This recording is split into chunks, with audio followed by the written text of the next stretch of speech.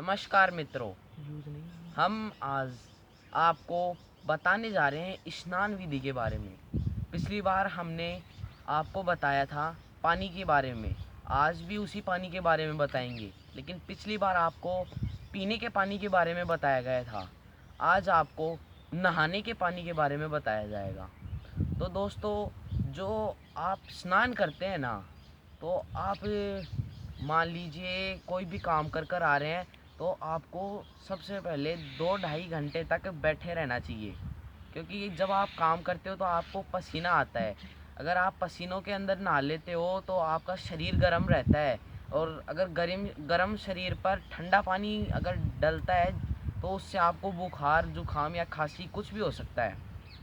इसलिए आप पसीनों के अंदर न नहाएं। मैं तो आपको यही सलाह देता हूँ, बाकी आपकी मर्ज़ी।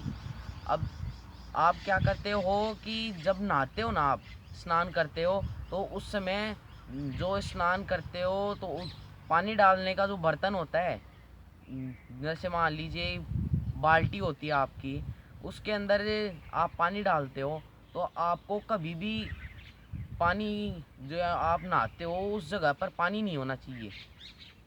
सिर्फ जो बर्तन होता है ना, उसके अंदर पानी होना चाहिए, नीचे बिल्कुल सूखा होना चाहिए जहाँ पर आप बैठते हो।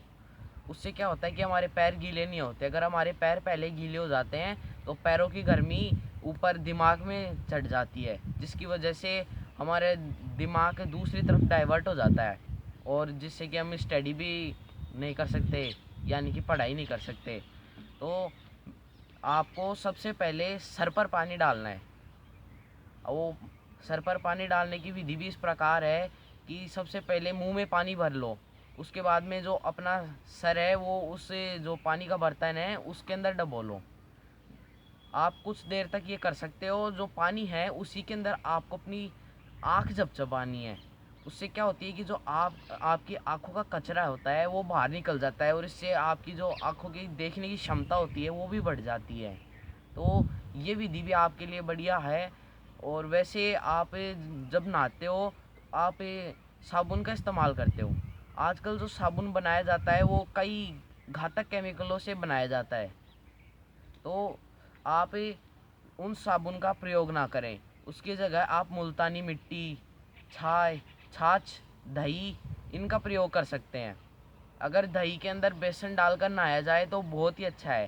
अगर मान लीजिए आपको डेंड्रफ डेंड्रफ एक आम प्रॉब्लम है जो सबको होती है, उसकी अगर प्रॉब्लम है तो आप उसके लिए ये जो दही है उसके अंदर बेसन डालकर नहाएं।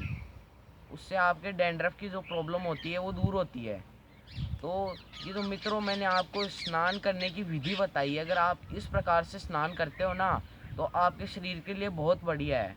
और मैं तो आपको बस यही बताना चाहता हूँ, बाकी आपकी मर्ज़ी, आप जैसे चाहें वैसे नहा सकते हैं, मैं आपको रोकता नहीं हूँ।